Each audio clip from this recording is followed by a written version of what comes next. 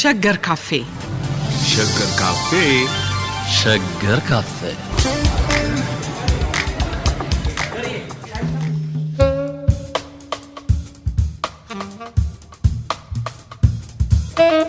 ቀልድና ምን ቤት ያጠፋል የሚባልበት ሀገር ነው። በሌላ በኩል ጨዋታ አዋቂነት ወጋ አዋቂነት ይወደዳል። አሽሟጣጭነት አሽሙር በቋንቋ መጫወት በየባህሉ ይፈቀዳል አይደል አለማየሁ? ዛሬ ከደራሲ አለማየሁ ገላጋይ ጋር የተገናኘ ነው። በዚህ ጉዳይ ላይ አንዳንድ ሀሳብ ለማንሳት ነው። እግረ መንገዳችንንም ነጻነት ወርቅነህን ከሙያ አጋሮቹ ጋር ለማስታወስ ነው። እንዴት ነህ አለማየሁ? ደህና ነህ ወይ? ስለመጣ በጣም አመሰግናለሁ። እንኳን ተገናኘን።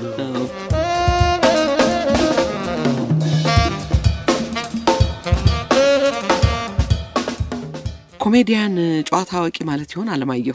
እስቲ ጨዋታ አዋቂዎቹንም አንተ ዘርዝራቸው። ቀልደኛ አሁን ይኸውልሽ ይሄ ሶሻል ሚዲያው ላይ ወሬ ለጠፈው የሚል በአማርኛ ተርጉሞ መጥቷል። ወሬ ለጠፈው ሲባል እንዴት ደስ አይልም? ወሬ ለጠፈ ማለት ይሄ ፖስት አድርጓል የሚለው ለመተርጎም ነው። ወሬኛም ልትያዝች ቀልደኛም ማለት ደግሞ አለው አይደል? ፌዝ አለው ለቁም ነገር ማታጨው ሆኖ እንዲቆይ የምትፈልጊውን ሰው ነው በእንትን የምትይው። እና ምናልባት ወግ አዋቂ ጨዋታ አዋቂ መባል ይገባው እንደሆነ አላውቅም። እና የመሞቱ ነገር አስደንጋጭ ነው። ይህም ፕሮግራም ለቅሶ እንደመድረስ ይቆጠርልን እንደማጽናናት በሱ ሀዘን የተበደሉ ከፍተኛ ሀዘን የገባቸው ሰዎች እንዲጽናኑ ለመመኘትም ያህል እና የሚገርምሽ የኛ ነገር በይበልጥ ኮሜዲ አካባቢ ላይ ስንመለከት በዚህ በጥቂት አመታት ውስጥ ብዙ ሰዎች አተናል። አንቆጥርም ግን ብዙ ጊዜ እንደውም ወደ ምድር ስንመለከት የሆነች ማዕድን ተቆፍራ የምትወጣው ነው የምንቆጥረው እንጂ ዝም ብሎ ባክኖ የቀረ ልክ እንደ ነጻነት ወርቅነህ ሁሉ ብዙ ኮሜዲ ላይ አትኩሮ ነፍሳችንን ያለዘቡልን መግረር በነበረበት ሰዓት ላይ ያለዘቡልን ብዙ ኮሜዲያኖች ህይወታቸው አልፏል። አብረም ስማቸውን ብናነሳ ጥሩ ነው። ተስፋዬ ካሳ አለ። የተስፋዬ ካሳ ህይወቱም ጭምር ኮሜዲ እንዲመስል አድርጎ ኮሜዲ ላይሆን ይችላል። አንዴ በጣም የገረመኝ ሁሌ በዓል ሲሆን ስራ አለው ኮሜዲያን አይደል? እና ደግሞ ሌላም ጊዜ በጠዋት ልጆቹ ሳይነሱ ይወጣል፣ ማታ ከተኙ ነው የሚገባውና እንደው ባሁኑ ይቅርብኝ ከበዓል ማገኘው ብር ከልጆች ጋር ላሳልፍ ብሎ ከልጆቹ ጋር የበዓል ቁጭ ይላል። የሚቀርበው ይቀርባል ምን ይላል እና ትንሹ የሱ ልጅ እንግዲህ አባት አይደል ከሱ ፊት ላይ አጥንት ሲቀመጥ ብድግ አረገች ወይ እንቁላል ስታነሳ ታላቅየው ከእንግዳ ፊት አታንሻል ተባለ አለቻል። መራር ነው እኮ ለልጆችሽ የምታካሄጃቸው ውጣ ውረዶች ልጆችሽን ባዕድ ያደርግብሻል ማለት ነው። አንዳንዴ እኛ እንስቃለን እንጂ እንትን የሚል አይደለም። ተስፋዬ ካሳ ብዙ በጣም ጠንካራ ነው እሱ። እኛም ህይወት ውስጥ ገብቶ ከሱም ከራሱ ህይወት ውስጥ እየቀዳ የሚያገኛቸውን በማቅረብ ባለውለታችን ሆኖ ያለፈ ሙያተኛ ነው። ክሪቲክ ነው እሱ። አፈርነህና ወደ አፈር ትመለሳለህ። በጣም ወንደስምሽ ሻም አለ ዶከሌ ምን ያለው አንዳንዴ ዶከሌ ብዙ እሱም የሚያነሳ አለ። የለቅሶውንም የምኑንም እያየን ነው አለባቸው። ተካው አንኛው ነው። የደረጀ ጓደኛ ደግሞ ሀብቴም አለ። ሀብቴ ምትኩ እሱ ያለፈበት ሀብቴ ምትኩ አለ። እንግዳ ዘርነጋም አለች። አብርሃም አስመላሽ ደግሞ ግራ የሚገባሽ የማጫወት ስልት ያለው ባለሙያ ነው።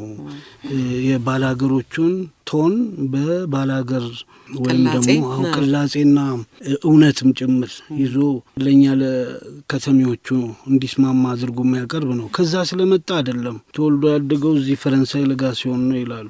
ግን እዛ የሚመጡ በሬ ለመሸጥ ከመንዝ ምናምን የሚመጡ አሉ አይደል? በግ ለመሸጥ ከነሱ ጋር ተጠግቶ ነው አሉ የተማረው። እንዴት አይነት ክፍት ጭንቅላት እንደነበረው ትንሚል ነው። ወንደሰን አውራሪስ አሁን በቅርብ የሞተው ልጅ ነው።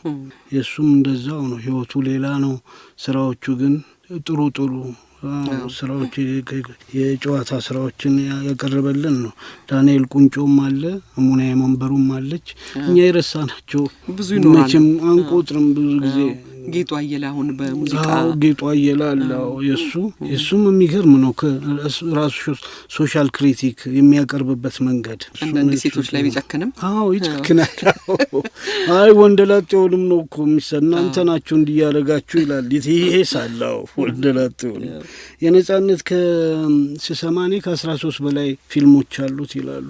ራሱ እየደረሰ ራሱ እየተወነ የተጫወታቸው አንዳንዶቹም ከሰው ስክሪፕት እየተቀበለ የተጫወታቸው ሁሉም የሚገርሙ ናቸው አይደል? የራሳቸው መንፈስ የራሳቸው ቀለም ያላቸው መጀመር ብቻ ሳይሆን የሚቀጥላቸው ሰዎች ከስር እንደሌለ እንድትረጅ አድርጎ የሰራቸው ስራዎች ናቸው። ደስ ይላሉ። አንዳንዶቹ ከነዚህ ደግሞ ለየት ነጠል አድርገህ የምታያቸው ለሚሰሩት ስራ ይሄ ምንድነው ምንም ይሉኝታ ሳይኖራቸው የሚሰሩ ሰዎች አይደል? እንግዲህ አዛራንዴ ገረመችኝ። ውይይት የሚባለው ታክሲ ላይ የተቀጥቅጦ የሚሰራው ውይይት አለ። ውይይት የለም አለች። ወደ ቀጨኔ ነገ ትመጣለች አላት። ያው ውይይት አላቱ ላይ ተሳፍራ የሰራችው ግርም ይለኛል። እውነት ነው። በዛን ጊዜ እሷ ትልቅ ሰው ነበረች። ግን ከፈቀደ ስቶሪው ከፈቀደ ማጥቶነው እንደሌለ ያሳያል። አንዴ ደግሞ የሰራቸው ያኔ እንግዲህ ኢህአዴግ ሲገባ 83 ላይ ቀበሌም አያስፈልግም ብለን ወስነን ነበር። ልክ ነው። ከፍተኛም አያስፈልግም እና አልጋውንም ምኑንም ይዘን ሄደናል። ከረጢት ውስጥ የተገኘ እህል ሁሉ አልቀረም።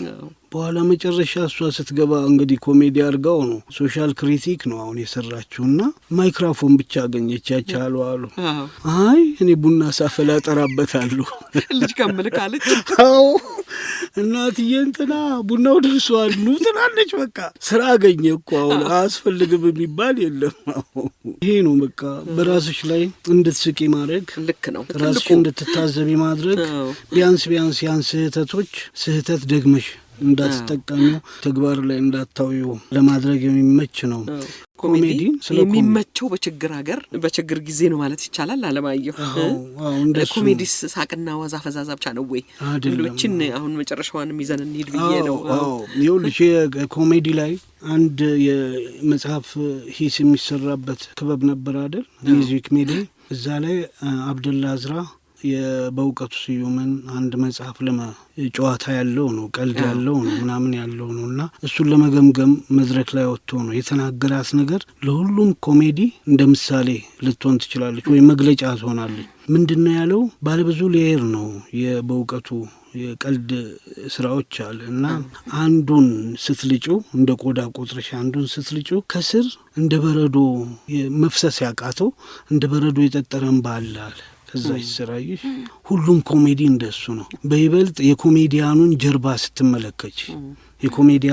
ስትመለከቺ እውነትም የኮሜዲ ወይም ደግሞ ቀልዶችን የሚያዋልደው ዋዛ ፈዛዛ ሳይሆን ምሬት እንደሆነ እንድትገነዘብ ያደርጋል። ማርክ ትዌን እንደሱ ይላል እኮ ውስጣዊ ምሬት ነው የትክክለኛ ቀልድ መነሻ ይላል። የሱም ህይወት ልክ እንደዛው ነው። አሁን ቅድም እንዳልነው ነው ነጻነት ወርቅነህ ሞቷል ተብሎ ታውጆ ነበር መሰለኝ አላውቅም። አንድ ኢንተርቪው ላይ ሲናገር ስትሰሚው የቀብሩን ቦታ አልነገሩንም እንጂ ይላል። ማርክ ትዌን ልክ እንደሱ ወደ 70 ምናምን አመቱ ላይ አሜሪካኖች በሙሉ የሚሳሱለት አይደል? ዜናው ጥሩ ሆኖ ስላገኙት ብቻ ማርክ ትዌን ሞቷል ብለው ጋዜጣ ላይ ጡት። ከዛ ጋዜጠኞች በሙሉ የቀብሩን ስነ ስርዓት እና ሁኔታውን ለማየት ወደ ቤቱ ሲሄዱ በረንዳ ላይ ቁጭ ብሏል። ማርክ ትዌን ሞታል ተብሎ እኮ ነው የመጣ ነው ሲባል አዎ ዜናው ትክክል ነው ግን ትንሽ ተጋኗል አለ። አይቀርም ሞት ኦልሞስት አዎ ግን ትንሽ ተጋኗል። ያኔ እሱ ነበር ዜናን እያጋነኑ ማቅረብ የአሜሪካ ታብሎይዶች ባህሪ ነበር። እና እነዚህን ነገሮች ስትመለከቺ ቀልድ እውነትም ከምር ህይወት ውስጥ እንደሚወጣ ካለመሳካት ከህይወት አለመሳካት ውስጥ እንደሚመጣ ታውቂያለሽ። አንድ የአሜሪካ ኮሜዲ ፊልም የሚሰራ አለ ሚስስ ዳውት ፋየር የሚል ፊልም አለው። ብዙ ኮሜዲ ፊልም ሰርቷል። አዎ ሮቢን ዊሊያምስ መጨረሻ ላይ ራሱን እስኪያጠፋ ድረስ ህይወቱ ምን እንደነበር ማንም የሚያውቅ የለም። ትስቂያለሽ። የምትስቂው ደግሞ ከክህሎቱ ጭምር ነው። የ10ና የ15 ሰዎች ድምጽ በአንድ ጊዜ ከህንድ ወደ አሜሪካ የመጣ ከጣሊያን ወደ አሜሪካ የመጣ ከጀርመን ወደ አሜሪካ የመጣ ከብዙ አገሮች ወደ አሜሪካ የመጣ ሰው አክሰንት በአንድ ጊዜ መናገር የሚችል እና ስታዩ ለቀልድ የተፈጠረ ሰው ነው። እንግዲህ ህይወቱ ምን ያህል አሸብራቂ ነው ብለሽ ታስቢያለሽ። አንዳንዴ በቤቱ ሄደሽ እንደው ቡናም ሻይም እየጠጣችሁ ያንን ቀልድ ቢያፈስልሽ ትመጫለሽ። አይሆንም። ምናልባት ሀዘንና ለቅሶ ሊሆን ይችል ነበር ከልቡ ካጫወተ እና እነሱ የቼሆቭም ነው። ቼሆቭም እንደሱ ይላል። ምን ይላል? የመከራ ልጅ ሀዘን ሳይሆን ሳቅ ነው ይላል። የመከራ ልጅ ወልሽ አሁን መሆን የነበረበት ሀዘን ነው አይደል? አዝነሽ በህይወቱም ውስጥ በታሪክም ውስጥ ስትመለከቺ ብዙ መከራ የደረሰባቸው ህዝቦች ናቸው ብዙ የሳቅ ምንጭ ሆነው የምታገኛቸው። ለምሳሌ አይሁዶች እንደሱ ነው። የእስራኤል በብዙ ስደት ውስጥ በብዙ የባርነት ዘመን ውስጥ በብዙ መጋዝ ውስጥ ነው የኖሩት አይደል? ግን ቀልዶቻቸው ይገርሙሻል። አንዷን እናውራስ ዝም ብለን ነው። ያ እንግዲህ ያ የመከራው ጊዜ ነው። ጌቶ ውስጥ ነው ደግሞ ያ ኮንሰንትሬሽን ካምፕ ውስጥም አለ። ሰው ሁሉ ይጋዛል። ህጻናት ጉልበት የሌላቸው መስራት የማይችሉ በዛ ጋዝ ቻምበር የሚሉት ውስጥ ከተው ያቃጥላሉ። ምን ይላሉ? ያ እንግዲህ ከዛ በላይ ጎፍናኝ ምንም ነገር የለም። እና በዛ መሀል አንዱ እስራኤላዊ ቁጭ ብሎ የህብሩ ቋንቋ ያውም ሰዋሰውን ያጠናል። እድሜ እኮ ያለው በቀናት ውስጥ ነው። ያንን የተመለከተ የጀርመን ኤስኤስ የሚባሉ አሉ አይደል? የነሱ ጠባቂ በጣም ይገርማል። አንተ ምን አይነት ጉደኛ ሰው ነህ? አሁን እኮ ከ2 ከ3 ቀን በኋላ እንደገና የህብሩ ሰዋሰው ያውም ታጠናለህ ይለዋል። ምናልባት አይታወቅም፣ ሰማይ ቤት እኮ ገነት የምንነጋገረው በህብሩ ሊሆን ይችላል ብዬ ነው አለው። አይ ብሎ ሳቀና ወደ ገሃነም የወረድክስ እንደሆን ኪሳራ አይደል ሲለው፣ አይ አልከስርም፣ ለሱ የእናንተን ቋንቋ አጥልቻለሁ ይላል። ከሰሩት ስራ አንጻር ሲታይ ቋንቋቸው የገሃነም መነጋገሪያ ቢሆን አይበዛበትም። ይገርምም። እና የእነሱንም ስትመለከቺ መከራ ነው። የእኛንም ዘመን ስትመለከቺ መከራ በበዛበት ዘመን ውስጥ ነው ብዙ ቀልዶች የሚመጡት። ልክ የአጼ ኃይለ ሥላሴን ዘመን ስትመለከቺ ብዙ ቀልዶች የሉም፣ ጸጥ ያሉ ናቸው። ምናልባት ቤት ለቤት የሚነገር ሊሆን ይችላል። ልክ አብዮቱ ሲጀመር ነው በንጉሱ ላይ በማሾፍ የተጀመረው። ኮሜዲው በስዕል ሁሉ ታግዙ አይደል? የእንትን ማሲንቆ ይዘው ምናምን በማለት እና ብዙ ደግሞ ወጣቶች የሚቀባበሏቸው ቀልዶች አሉ። ከንግስት ኤልሳቤጥ ጋር ከጸሐፊያቸው ጋር ምናምን እያሉ ብዙ ቀልዶች ነበሯቸው። እና መከራ መፍጠሩ ግድ ነው። ይሄ የኮሜዲን ወደ ቦታው የሚያመጣው የደስታ የፌሽታ ኑሮ ሳይሆን ያው የነዛ የሀዘን በሀዘን እንትን ነውና አሁን ግብጽ ይላሉ እንግዲህ ቀደም ባለው በናስር ዘመን ይመስለኛል ብዙ ቀልድ ነበር ይላሉ። እንግዲህ ሶሻሊዝም ወይም ኮሙኒስት ነን የሚሉ መሪዎች የሚያመጡት ነገር አለ አይደል? እቺን የሚፈጥሩ አሏቸው አሉ ቀልድ የሚፈጥሩ ኑሮ ማቅለያም ነው አይደል? ያቺን ተናግረሽ ደስ ብለሽ ትገቢያለሽ። አንዳንዴ ደግሞ አሁን ግርም የሚለኝ አንዳንድ ሁኔታዎች ምርጫ 97 ላይ በጣም ብዙ ቀልድ ነበር። እንደውም በቴክስት ሁሉ ይተላለፍ ነበር አይደል? ያኔ እንግዲህ ከዛ ከደርግ በኋላ የመጣው እሱ ነው አይደል? 97 2002 ነው ብዙ ትኩረት የተሰጠው። አንዳንዶቹ ቀልዶች በጣም ይገርማሉ። እዛው የተፈጠሩ አይመስሉሽም? እነዚህ ተደብቀው ማህበረሰብንም ለመምራት የሚያስችል ነገር አንዳንዴ ቀልዶቻቸው ያቺ ውስጡ የደበቃትን ለማውጣት የሚያስችል ቀልድ የሚፈጥሩ ልጆች አሉ። ልክ እንደ ኦማር ሀያም የተናገሩባት ቦታ አስቀምጠዋት ይሄዳሉ። እንደ ንብረት አይቆጥሯትም። ቀልዷል። አንዱን ሰውየው እንግዲህ የተናደደ ነው በምርጫው ተናደደ፣ ዱላ ይዞ ወጣ። እዚህ ሽኒ በር ላይ ማንም አይለጥፍም። የተገኘበት ነው ያ ፖስተሩ የሚለጠፈው ምርጫ የምርጫ መወዳደሪያ እንትኑ ምልክቱ ምናምን የሚል አይደለም። እሱ ሊለጠፍ ሲል ዱላ ይዞ ወጣ። አንድ ሰው እንዳይለጥፋል እመታለሁ። ሰዎቹ በቃ ነገር ከሚል እያሉ ይሸሻሉ። ሊለጥፉ የመጡ በኋላ አንዱ አያየና አላወከንም እኮ አለው። ማን አንተ ሲለው እኛ እኮ ገዢ ፓርቲ አይደለንም አለ። እንግዲህ ጸቡ ከገዢ ፓርቲ ጋር ነው ብሏል። ገዢ ፓርቲ ሆንክ ሻጭ ፓርቲ ማንም እንዲለጥፍ አልፈቅድም አለ። ተቃዋሚዎችም በሻጭነት እንግዲህ ይህ ሰውዬ ያለውን ብሶት እዛ ውስጥ በደንብ ይሁ እንግዲህ ያው ከእነሱም የጠበቀውን አላገኘም ማለት ነው እኮ አይደል? ይችን ቀልድ የፈጠራት ማን ነው? እዛች ደሳሳ ውስጥ ሆኑ ተሳስቀው 4 እና 5 ሰዎች ከነዛ 4 5 ደግሞ የሚያስታውሳት 1 2 ሰው እኮ ነው። ብዙ ጊዜ ቀልድ ቶሎ ትጠፋለች ከጭንቅላት። በአብዮት በዓል ላይ ሰልፍ ወጥተዋል ሰውየው እና ጋዜጠኛ እንግዲህ ምን ተሰማውት የሚለው ለሁሉም አይነት ጥያቄ ለሁሉም አይነት ሰው የሚጠየቅ ጥያቄ አለ። ጠጋ ብላ አንዷ ጋዜጠኛ ምን ተሰማዎት ስለዚህ ስለ አብዮቱ ትላቸዋለች። ምን ይሰማኛል? ጩኸት፣ ጫጫታ፣ ይውደም ምን ተሰማዎት? ስሜታቸውን ነው። ስብሐትም እንዲህ ተጠይቋል እኮ አንድ እንትን ላይ አይቻለሁ። ስለ ግንቦት እንዴት ያዩታል? ግንቦት 20 እንዴት ያዩታል ሲል እንደ የካቲት 20 እንደ ጥር 20 እንደ ሚያዝያ 20 አለ። ይኸውልሽ እንደ በልክሽ ደግሞ ሬዲሜድ ቀልዶች የሚሰፉልሽ አሉ። አንቺ አደባባይ ሰው ከሆንሽ እንደ ጃኬት ልክሽን ደግሞ አይደለም አይባልም። ለአለቃ ገብረሃና ድሮ እንደሱ ይሰፋ ነበር አሉ። በሌሎቹ ባለቀኔዎች ያሉትን በሙሉ አለቃ ገብረሃና እየተባለ ይነገራል። እንደውም ጳውሎስ ኞኞ ተናዶ ይሄን ሲናገር መጽሐፉም ላይ ሰፍሯል። አለቃ ገብረሃና ያላሉትን ነገር በሙሉ እና አለቃ ምላት ያሉትን ምናምን ሁሉ እያመጣችሁ ለእሳቸው እየሰጣችሁ ብሎ የተናደዱ አሉ። እንደውም ያለቃ ገብረሃና እንዴ ቤት ችግር ሆኖ እንትን በልተዋል አሉ ተልባ እና ያገኙት መንገድ ላይ ያገኙት እንደው ጠመም ያለ ሰው ነው። ይህ ኑሮ ያልተሳካለት ገደድ ብሎ የሚሄድ ነው። እሱም ከሱም ብዙ ደግሞ ሊያበሽቃቸው አለቃ ዛሬ ተልባ ስንቱ አለ አላቸው። ጥርሳቸው ላይ ሲያይ ነው እንግዲህ ሲል በጠማማው ጣሳ 3 አሉት።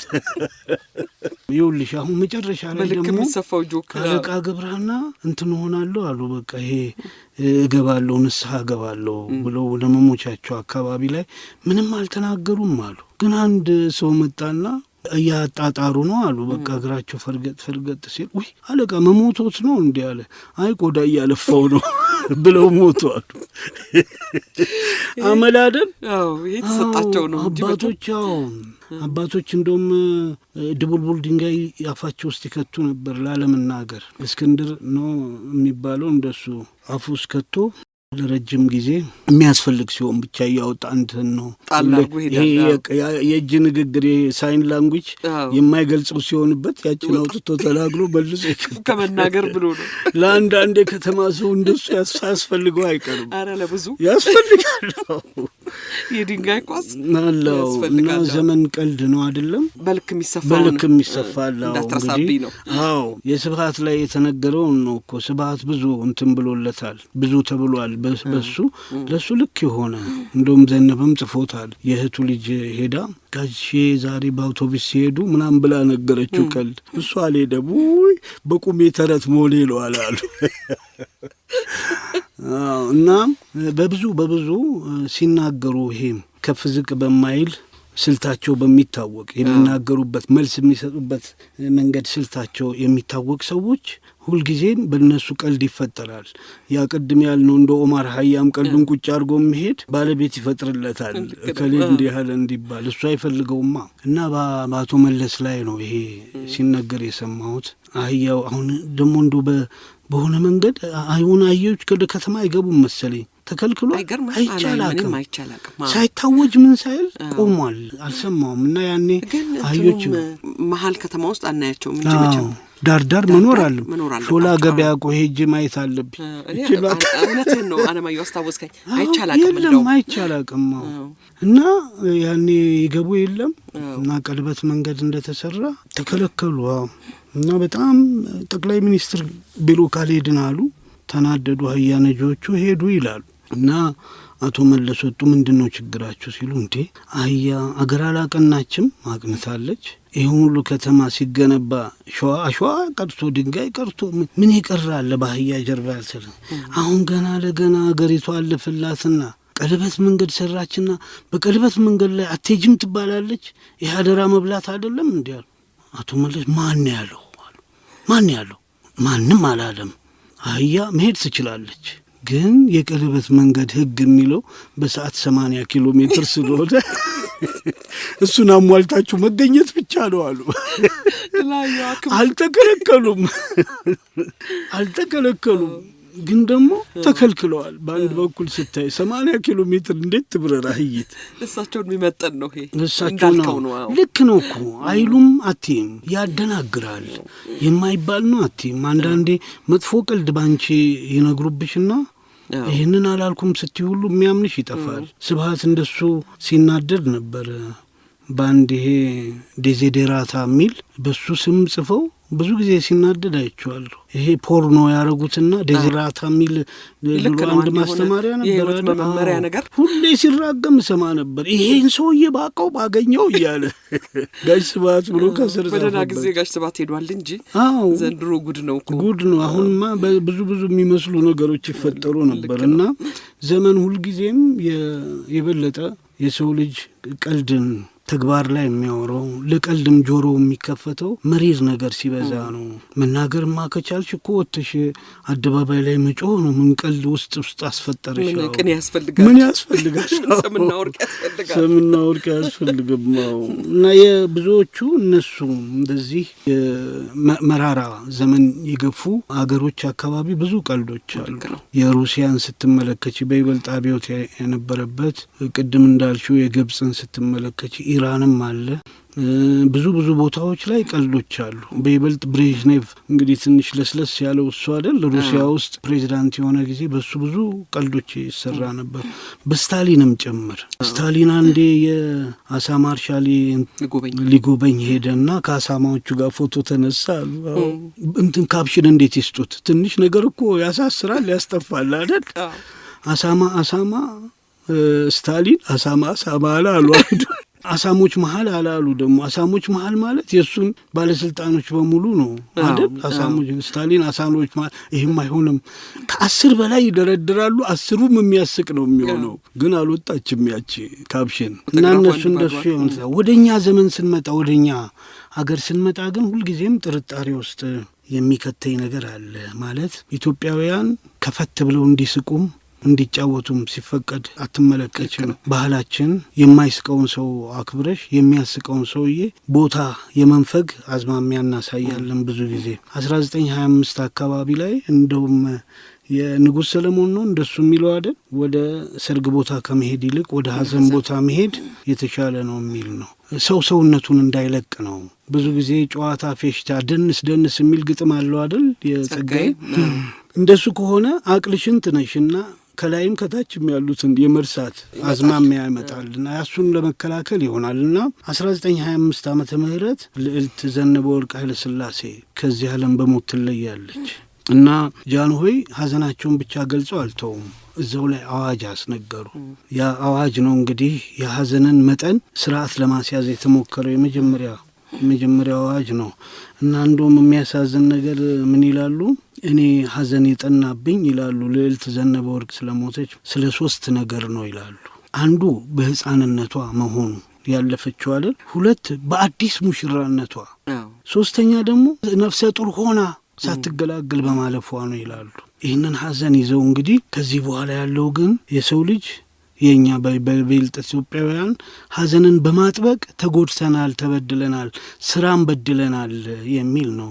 እውነትም 1 ዓመት ሙሉ ሀዘንተኛ እኮ ወደ ሌላ ስራው አይገባም። ጥቁር ለብሶ የቀብሩና ያሸናኘቱ ስርዓት በራሱ እሱን ሁሉ ይተነትናሉ። ለምሳሌ ፎጣም ይመስል ቡትቶ ይሉታል እነሱ። ምንድን ነው በሱ ፊታቸውን ይፍቁታል እስኪላጥ ድረስ እንደዚህ ይወርዳል። አንዳንዴ ደግሞ እስከ ደረታቸው ድረስ ይወርዳል ይላሉ። በሻካራ ጨርቅ ነው ብቻ። አንዳንዱ ደግሞ የቀጋ እሾህ አለ አይደል? በሱ ነው ፊታቸውን የሚገርፉ። ደማቸው ወርዶ እስከ ደረታቸው ድረስ ያጥለቀልቃል ይላሉ። ልብሳቸውን ከፊት ለፊት ይቀዱታል። ራሳቸውን ምንም እመቤት ብትሆን ታራቁታለች። ከወገብ በታች ይታጠቃሉ አይደል? ይሄ ሁሉ እንዲቀር ነው ይሄንን አዋጅ ያስነገሩት አጼ ኃይለ ሥላሴ። ምን ይላሉ? 3 ቀን ብቻ፣ አንዱን ቀን ለማስተዛዘን የቅርብም የሩቁም አንድ ላይ ያለ አይደለም፣ ለማስተዛዘን። 2ቱን ቀን ደግሞ ለማጽናናት የሚመጣ ሰው ደግሞ አለ አይደል? ከበን አሁን የኛ ሰፈር ለቅሶ ብታዩ ማዚ ሰርግ እኮ ነው። አረቅ ያለ ካርታም የሚጫወቱ አሉ፣ ጨዋታ ደግሞ የሚያውቁ አሉ። ከተለያየ ቦታ አሁን ሳየው ሆዴ ይባባል። ከየአቅጣጫው ከየሀገሪቱ አቅጣጫ በሙሉ ጨዋታ ይመጣል። ቀልድ እንትና ሀዘንተኛዋን ግሩም የሚባል አለ። ከትግራይ ነው የመጣው። እሱ አንድ ቀልድ አለች ሁሌ ለቅሶ ላይ የሚያወራት ሚስቱ አልወልድ ብላ አስቸግረዋለች እና ፈታሻለሁ ሲል አሁን አርግዣለሁ ጸንሻለሁ አለችው። ደስ ብሎት ሲራራ ነጋዴ ነው ሄደ ዕቃ ለማምጣት እና ይወራል። ወራቶች ይቆያሉ አይደል። መጣባት ምንም አላረገዘችም እየመጣ ነው የሚል ወሬ መጣ። ሴትዮዋ ውይ በሉ የዝንጀሮ ልጅ አምጡልኝ እና እሷን ታቅፌ እቀመጣለሁ አለች። የዝንጀሮ ልጅ ከጫካ አድነው ይዘውላት መጡ። እሷን በጨርቅ ሸፋንፍና አቅፋ ቁጭ አለች። ስም አውጥቶለት መጣ። ምንድን ነው የተወለደው ሲባል ወንድ አሉ። ሀጎስን አሳዩኝ አሉ። ሀጎስን አሳዩኝ አለ። ከዛ ሄዶ ገለጥ ሲያደርግ ያ የዝንጀሮ ልጅ አለ ያ ብሎ ይቆጣል። አፉላ ሀጎስ አባቱን ሲያይ ስቀዋል አሉ። በኋላ መጨረሻ እኔ ካላቀፍኩት ብሎ ሲቀበል አምልጦ ያ የዝንጀሮ ልጅ ይወጣል። ሀጎስና እያለ አብሮት ገደል ገባ ይላል። እቺ ናት የሱ ጨዋታ። ከጎንደር ይመጣል ደግሞ ከጎንደር የሚመጡ ቀልዶች አሉ። የኔም ዘመድ ናቸው እጅግነሽ አበጋዝ የሚባሉ ይገርምሻል። ከጎንደር ከደቡብ ጎንደር የሚያመጧቸው ጨዋታዎች ይገርምሻል። አንዷ ልጅ ኃይለኛ ፍቅር ይዟታል አሉ። ግንዳጠመም የሚባል ነው እንግዲህ ቦታው። አዎ እሱ ያለበት እና የእናቷ ሞተው ነው ሀዘን ላይ ናት። አሁን ከሆነ አይመጣም እንዴ ያለች ብታይ ቀብሩ ሁሉ እየደረሰ መጣ። እያለቀሰች ነው እሷ። ልክ ስታየው ፍቅር አይደል የግንዳ ጠመም ሰው ሸሙና ያለች አሉ። የግንዳ ጠመም ሰው በቃ ወዲያው ዘፈን ሆነ ጉዳዩ። ለቅሶ ቀረ እሱ ሲመጣ እና እነዚህ የእኛ ሰፈርን በደንብ ያደምቃል። ጃንሆይ ያሉት ይችን ነው። 3 ቀን ይለቀስ የሚለበሰውም ይከል የሚለበስ ይቅር ልብሱም ይቅር። ከ3 ቀን በኋላ አንድ ሰው የሚመጣ ከሆነ አንዱ ካርታውን ሰጥቶ ይሄድ ይላሉ። ካርታው ምን ይሆን? ከሌኔን ከንትን ቦትቼ መጥቼ ምናምን ብሎ ነግሮ ይሆን? ካርታው እንግዲህ ካርታው ማለት ይሄ ካርድ ቪዚት የሚደረስ ቢዝነስ ካርዱ ነው። እሱን ሰጥቶ ይሄድ ነው። 1925 እኮ ነው። ካልሆነም ደግሞ ለዚሁ የተዘጋጀው ደብተር ላይ ያስፍር እንጂ ለቆስተኛው ቁጭ ብሎ ሊጠብቀው አይገባም ነው የሚሉት። እና ያቺ የሀዘን መገደቢያ አዋጅ ከወጣችን በኋላ ነገሩ ቀጥሏል። አዋጅ የምጠቅሳቸው ብዙ ነገሮች ናቸው። አንዱ አስለቃሽ ይቅር ነው። የድሮ አስለቃሽ እኔ እኮ ስላሴ ይሄድና ያለን ቀብር የሚቀርሰው የለም። አስለቃሾቹ የሚገጥሙትን ስቴፕ አለው እኮ የለቅሶ አይደል። አንዳንድ አርቲስቶች ዘፈን አድርገውታል። ደግሞ የሚያደምቁላቸው ሰዎች ሲፈልጉ አንዷ ወንድሟ በጣም የምትወደው የሞተባትን ወንድም የሞተበት ብላ ታነሳለች። ቤት ትነሳ ያች ታደምቃለች። እና ማርገጃ የሚባል አለ እዛች ስላሴ ባለወልድ ፊት ለፊት ሾላው ስር እሱ ከ5 ሰዓት ጀምሮ እስከ 8 ሰዓት ምናምን ሲመታ ደረስ ነው እኮ እናያለን እየሄድን። ሌላ ደግሞ የአሮጌው ቄራ አለ አይደል 4 ኪሎ አሮጌ ቄራ ጋር ደግሞ ሌላ እድር አለ። የወላይታ እድር ነው። ማንም አይከለከልም። እኔም ልገባ እፈልጋለሁ። የኔ አያት በጣም ይመኙ ነበር እዛ ገብቼ እንደው ቀብሬን ሳላደምቀውም አልቀርም ይላሉ። ከወላይታ እድር ሰው ከሞተ ወንዶቹ እንደዚህ ሰልፍ ይይዛሉ። መንገድ ሁሉ ይዘጋል። መኪና አያልፍም። ጎን ተቃቅፎ በወላይታ የሚናገሩት አለ። ከመሀል መጥቶ አንዱ ይገለበጣል፣ ደግሞ ተመልሶ ይደባልቃል። ሴቶቹ ደግሞ የሚሉት አለ ከፊት ልክ ጭፈራው ነው ራሱ ነው የሚደገመው እዛ ጋር። እና እንዴት በቃ ይሄ ባሻንጉሊት የሚመስል የአንቺን ልብስ የአንቺን ሻሽ ያደረገች ከላይ ከፍ ምትላለች በእንጨት ተደርጎ ከፍ እሱ ሁሉ ነው የተከለከለው። ፎክሎር ነው እኮ አይደል? አርት ነው፣ የህዝብ ሀብት እኮ ነው። አሁን እነዛ ካልጠጣን አናስለቅስም የሚሉ አሉ። ደግሞ የራሳቸው ታሪክ አላቸው አሉ ከጀርባ እኮ። ወይ ወንድም የምትወደው ወይ አባቷ ወይ እናቷ ወንድም ነበር እኮ የሚያስለቅስ አንድ ወንድ ነበር። 4ኛ ክፍለ ጦር አካባቢ ነበሩ እንግዲህ እሱ ይምጣ የሚባለው። እሷን አረቄ ከኋላ ወጋ ያረጉና ይወጣሉ። ከዛ ማስለቀስ ነው ድምጻቸው እና እሱ ራሱ ፎክሎር ነው። ሀሳብ ይከላል። እንዴት ጥሩ ነው። እኛ ሁሉ ልጆች እየተባረርን ሄደን ቀብር እናይ ነበር። ወደ ውስጥ አንገባም። እዚህኛው ጋር ምነው ባፈሩ ላይ የሚለው ጋር እሱ ሁሉ ደብዛው ጠፋ። ልክ ነው። አየሽ መንግስት በአዋጅ አልቻለም። ጃንሆይ 25 ዓመተ ምህረት ያወጡት አዋጅ አልቻለም። ስለዚህ በምን መጡ? በእድር መጡ። አሁን እነዚህ የመጨረሻዎቹ እድር ከ3 ቀን በላይ መቀመጥ ክልክል ነው። ድንኳን ያፈርሳል። ለአስለቃሽ እንዳይከፈል፣ ለቅሶ እንዳይኖር፣ ፊት መንጨት እንደዚህ የሚባል የሚፈልጉትን መጨረሻ ላይ እንደውም ንፍሮም እንዳይቀርብ ተብሎ ነበር። ችግር እየበዛብን ሲሄድ አሁን ደግሞ ቀብሩ ላይ ነው ሰልስት የለንም እዚሁ ተሰናበቱንና ሄዱ የሚል።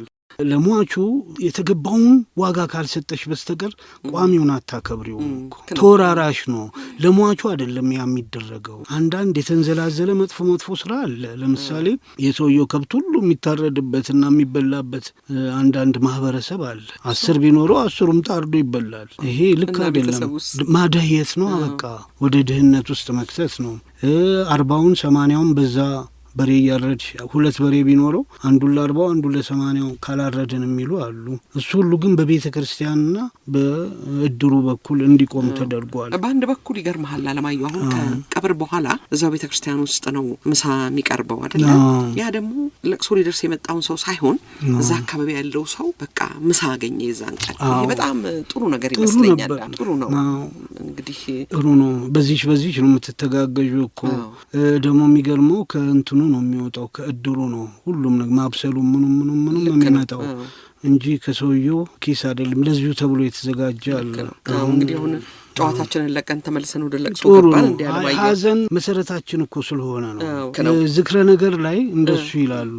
ብላቴን ጌታ ማህተመ ሥላሴ ወልደ መስቀል አባት፣ እናት፣ ባል፣ ሚስት፣ ልጅ፣ ዘመድ፣ ወዳጅ በሞቱ ጊዜ በወላጆቹና በወገኖቹ ዘንድ ብርቱ ሐዘን ይደረጋል። በዝተት እንግዲህ ቅድም ቡቱቱ ያልኩት ዝተት ነው። በዝተት ደም እስኪወጣ ፊት ይነጫል፣ ጸጉር ይላጫል ወይም ይቆረጣል። ሴቶች ክንብንባቸውን ተጋልጠው ቀሚሳቸውን ሰንጥቀው ደረታቸው በታች አሸርጠው ምንም ትልቅ ወይዘሮ ቢሆኑ በርኖስ እንኳን ከትከሻቸው ላይ ሳያደርጉ አይምሯቸው እስኪጠፋ እየተሯሯጡ ዋይ እያሉ ደረታቸውን እስኪ ቆስል ደም እስኪመስል እየመቱ ያለቅሳሉ። ሐዘንተኛውም ለማስለቀስ አልቃሾች የተባሉ ሴቶች ይጠራሉ ይላሉ። እና ይሄንን ይዘረዝሩና ይሄኛውን አያወግዙም። ግን እዛችሁ ያቺ ቅድም የተናገርናት የሳቸው መጽሐፍ አለች አይደል? ዝክረ ነገር ላይ እዛች ላይ የሚያወግዙት ሳቅን ነው። ሐዘኑን በዛ ይላሉ፣ ይቀነስ ይላሉ እንጂ እንደ ሳቁ አይጨክኑበትም። ሳቅ 3 አይነት ነው ይላሉ። የመጀመሪያው ሳቅ ነገስታቱና በነገስታቱ ተርታ ያሉ ፊትን ፈገግ አድርጎ ጥርስ ሳይታይ ከንፈርን ሸሸት በማድረግ ይሄ እንትን ማለት ጥሩ ገባን ማለት ነው። ከዚያ አልፍም ጃንሆይ እውነት ሃሃ ብለው አንዳንድ ፎቶ አሁን በቅርብ መጥቷል። በጣም ስቀው ጥርሳቸውን አውጥተው በኤአይ እንዳይሆን እዚህ እንግሊዝ ምናምን ሲሄዱ የሚያሳዩት አለ አይደለም። እንዱ አንዳንድ ደነገጡ። አንዴ ደግሞ ሲያለቅሱ ሲያለቅሱ ልዑል መኮንን የሞተ ቀን ነው ብለው እንደዚህ ብለው እንባቸው ሲወርድ ታይቶ አይታወቅም። በጣም ያሳዝናል። አንድ የማነ የሚባል ዶክመንተሪ ፊልም የሰራ አለ። ኤንዋዩ መምህር ነው እሱ የሰራው ላይ ይሄ አለ። የቀብሩ ላይ ቀብሩ ሲመለሱ ይሁን ቀብሩ ላይ ይሁን እንደዚህ ሆድ ይዘሽ እንደዚህ አልክድህ ይመጣል። እሱ በጣም ያሳዝናል ነገሩ ስታየው። ይሄ ግን አለቀጥ አቅላስቶ የሚያስቀው ነገር ነው። አንዳንዴ ይሄን ኤአይውንም እየተጠቀሙ አሁን አንዳንድ ነገር ሳይ ደነግጣለሁ። እሳቸው ላይ ያሳይሉና 2 ወይዛዝርት ያሳዩልህና እግር አረማመዳቸውን እኔም ደርሶብኛል። ይሄ ነገር አልናገረውም። የኔንም ሰርተውኛል። አሻንጉሊት አድርገውኝ ስናገር አቀረቡኛው እና እኚህ ብላቴን ጌታ ማህተመ ሥላሴ 3 አይነት ነው ይላሉ። አንዱ የጃንሆይ ነው፣ ሁለተኛው ደግሞ የክብሩን የሚጠብቅ የጮህ አቶ የተባለው ምናምን የሚስቀው ነው። እሱ ደግሞ ጥርሱን ማሳየት ይችላል። ፈገግ ያደርግና ጭልም ያረጋታል። አይከፍትም ደግሞ ይሄ ጥርሱን አይከፍትም። እዛው ግጥም እንዳረገ ፈገግ አድርጎ ማሳየት፣ ጥርስን ብልጭ ማድረግ ነው ሁለተኛው። ሶስተኛው ግን የባለጌ ሳቅ ነው የሚባሉ አፍን ከፍቶ እንጥል እስከሚታይ ድረስ ድምፅን ከፍ አድርጎ ማስካካት የባለጌ ሳቅ ነው ይሉታል። የባለጌ ሳቅ ነው። ያኔ አንድ የሚያስቀን ሰው እየመጥቶ ነበር እኮ የሳቅ ቴራፒ ብሎ ሳቅ መድኃኒት ያው የብላቴን ጌታ ማተም ስላሴን እኮ ሪቨርስ ነው የመጣው። ሰውዬው ገልብጦ ነው የመጣው። ሳቁ እያለ በግድ ያለ ምንም ምክንያት ያስቀን ነበር። እሱ የተከለከለ ነበር። ሳቅና ማዛጋት አለው እንዲህ ይጋባብሃል እንትንም ይለዋል አለ እኮ ማዛጋት መስሎች በሙሉ እንዲንቀሳቀሱ ያደርጋል እና ሰውነትሽ የሳቅሽ ነው ይመስላል ስታዛግ መሳቅ እንኳን ቢያቅትሽ አፍሽን መክፈት እና ምናምን ይላል እና ሰውነትሽ ያንን ኢንዛይም ከሳቅ የምታገኘውን ትርፍ ይሰጣል ይላሉ። እና እንግዲህ አንተ መቼም አያትን ያሳደገህ ግን ይፈቀድ ነበር እንደዚህ ተቆሎ መሳቅ አይፈቀድም ምንድነው ይላሉ። አሁን አንዳንዴ እኔ ወሬም ጨዋታም ወይ ራሳቸው ያሉኝን አመጣለሁ። የድሮ ታሪክ ይነግሩኛል። ለምሳሌ ፋኖስ አዲስ አበባ ሲገባ ጉድ ተባለ። እኛ ሁሉ ሄደን ፍልውሃና ያለን አሉ ፋኖሱን እና ምን ተብሎ ተዘፈነ ይላሉ። አበራ ፋኖስ ከፊት በር አንስቶ ለጋር ድረስ ብለው ይነግሩኛል። እና ያስኩ አይመስላቸውም። ከብዙ ጊዜ በኋላ እማማ አበራ ፋኖስ አበራ ብሰል እንዴት ያዘው ብሎ ይሄዳው ከሳቁ በኋላ ስቅ ያለው አልሳቁም ነው እኮ እንዳይመስል ቢስቂም ሳቅሽን መካድ አለብሽ። እና ስቂኞቹ ሳቅ የተፈቀደ አይመስልም። አንዳንዴ ስታይ ኮሜዲ ደስታ ከመጠን እንዲያልፍ አይፈቀድም። ምክንያቱም የመከራ ዘመን ይመጣል ብለው ነው የሚያስቡት። ደግሞም ይመጣል አይደል? እውነት ነው። የንጉሥ ሰለሞንም እኮ ትምህርት እሱ ነው። እነ ጸጋዬ ዳንኪራ ደንስ እርገጥ አለዛም ይነግራል። አንዳችሁ እውነት ነው። አንድ ሰው ሲጨፍር እና ወደ ዳንሱ ሲያደላ ከላይም ከታችም ያሉትን ይዘነጋል። ከላይ አምላኩን ከታች ሳር ከስር ደግሞ ከታች ደግሞ ትናንሽ ከሱ ስር ያሉትን ሰዎች ይዘነጋል። ሙሉ አቅልሽን ነው ይዞት የሚሄደው ደስታ ሲሆን ደስታ ደግሞ ሰዋዊነትሽንም ይነካዋል ብለው ስለሚያስቡ ይመስለኛል። እና እነዚህን ይጠቅሳሉ። ሀዘን የሚበረታታበት ማህበረሰብ ነበርን ማለት ነው። ሀዘን ነው የበለጠ። ሀዘኑም ደግሞ እኮ ለተወሰኑ ወሮች ይወራል። አቤት ስለ ባሏ ስታለቅስ አይታችኋል? እከሌስ ብትሆን ወንድሟ የአያሻረውን አይተሻል? ቤቱ ጭራ ልበትል ሬዲዮ ገዝቶ ነው አጫዋች። አሁን ለሱ ፊት አይነጭም። እንደዚህ እንደ ሴት ወይዘሮ የምትለው ምን ሆና ነው ይባላል እኮ። ዋናውም መዝናኛ ነበር ማለት ነው። የሶሻል ሂስም እዛችሁ ጋር ይቀርባል። እና እነዛ ቀልዶች እንደውም በዚህ ዘመን ሳይሻል አይቀርም። መከራውን ልክ ነው። በዚህ ዘመን የተሻለ ለሳቅ የሰው ልጅ ቅርብ ነው። የኢትዮጵያውያን ቅርብ ሆነው የታዩበት ዘመን ይመስለኛል። ግን በየቤቱ ይገርምሃል ደግሞ ማንኛውም ቤት ውስጥ እከሌ ጨዋታ ያውቃል የሚባል ሰው የማርያም ማህበር የሚሆን የምንም ብቻ በተገናኙበት ጊዜ ደግሞ ጥሩ አድርጎ የሚያጫውታቸው ሰው ይፈልጋሉ። እና በጣም ከሳቁ በኋላ ደግሞ እንደው ምን ሊያመጣብኝ ነው ደግሞ ይባላል። ዛሬ ብዙ ስቅ ያለው ምን ሊያመጣብኝ ይሆን ይባላል። አቤት መንፈስሽ ምን ያህል እንደሚሸሽ ነው እኮ መሳቅን ምን ያህል እንደሚሸሽ ነው። እና የዘመኑ ኮሜዲያን የሚባለው ቅጽል የተሰጣቸው ከተሰጣቸው ልጆች ውጪ ደግሞ ስትመለከች የሚገርም ቀልዶች አሉ። እኔ ራሴ ቤቴ ድረስ የሚመጣልኝ ቀልድ አለ። ከመውደድ የተነሳ ለነገረኝ መልሼ ነግረዋለሁ። አንዳንዴ እኔ እኮ አላስታውስም። አንዱ ልጅ እንደው እየደጋገመ እኔ ነኝ አትበለኝ፣ ሁለተኛ ዝም ብለህ ስማኝ፣ ይሄ የኔ ቨርዥን ነው። አዲስም ነገር ተጨምሮ ሊሆን ይችላል። አሁን በቅርብ የሰማሁት ምንድነው ሰውየው ቤቱ ሌላ ሴት አስገብቶ ታኮ ጫማዋን ጥላ የሱን ነጠላ ጫማ አድርጋ ሄደች አሉ። ታኮ አልተመቻትም።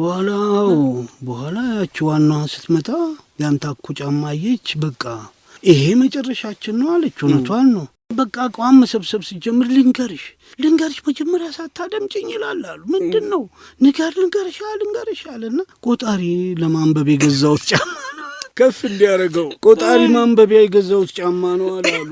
ደግሞ እሷም ምን አለች አሉ፣ ከዚህ ከፍ ያለ ጫማ አልነበር እኔ ጋር አመጣልህ ነበር። መታረቅ አለባታ፣ መቀበል አለባት። ምንም እውነት ባይሆን ነው የምን በር ነው የሚባለው? የማርያም መንገድ መሰጠት አለበት። ልክ ነው።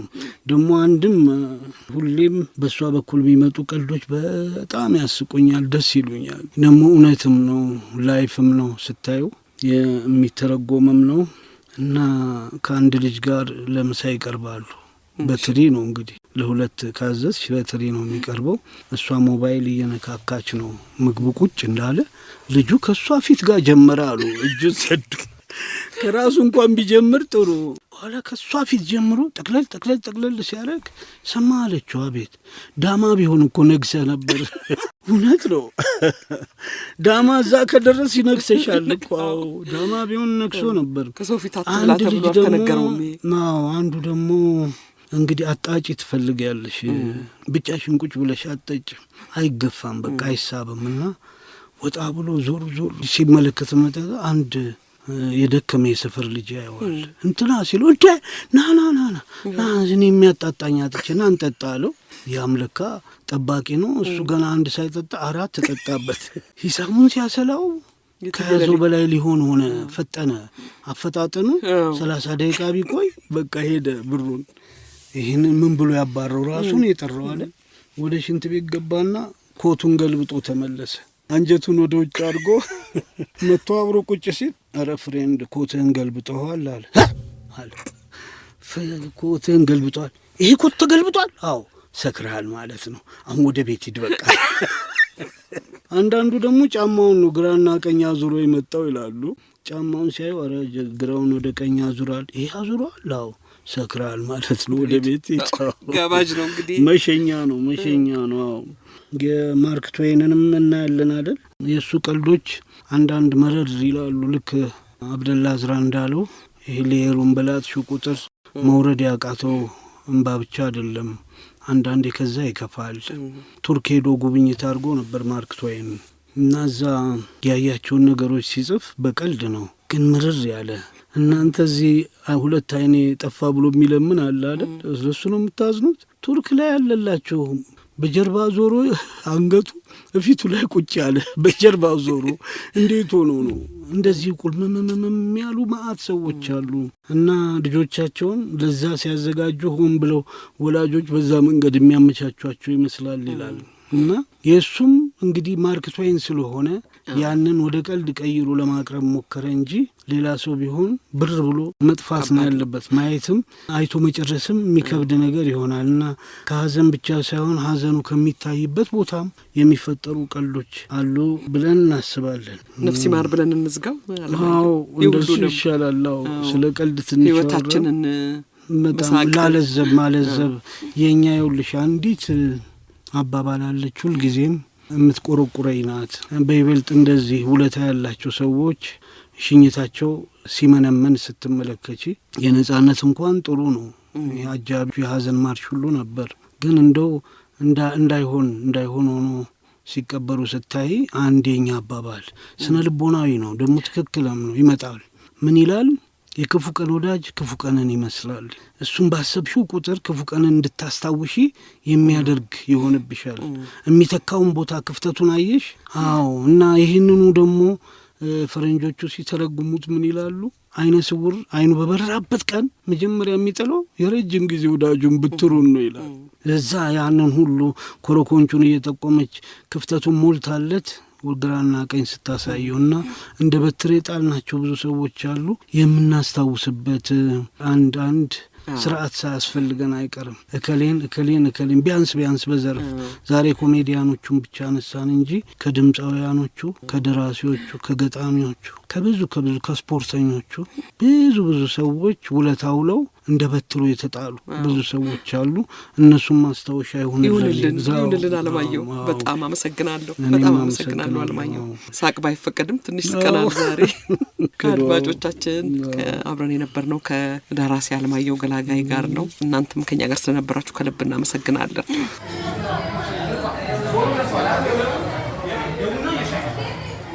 ሸገር ካፌ